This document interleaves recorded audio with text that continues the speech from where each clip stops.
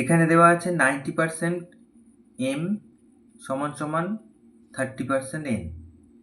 তাহলে m সমান সমান কত পার্সেন্ট n?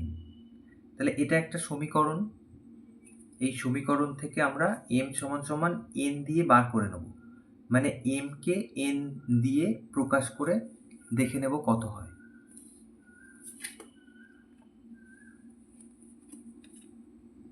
তাহলে এটা 90% m ছিল সমান সমান 30% n। তাহলে বা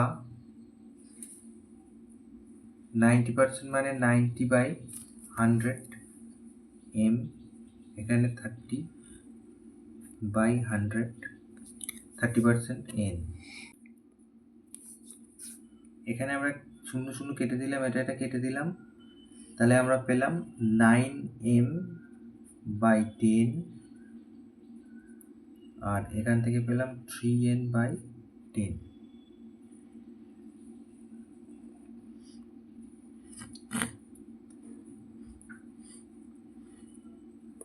তাহলে এই 10 কেটে যায়, দুদিকে আছে, এদিকে এটা ওদিকে যদি যায় গুণ হয়ে যাবে, তাহলে কেটে যাবে। এখানে এইভাবে কেটে দেওয়া যায়। আর এখান থেকেও আমি 3 আর এই 3 3 9 এটা কেটে দিতে পারি।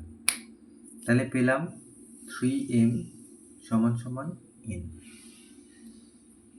তাহলে আমি এর থেকে m সমান সমান n/3 এইটা আমি পেলাম।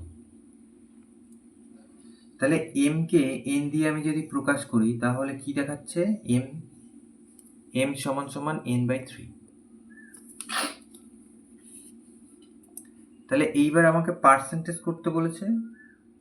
তাহলে m সমান সমান এই যে n/3, তাকে আমি 100 দিয়ে গুণ করব, পার্সেন্টেজ।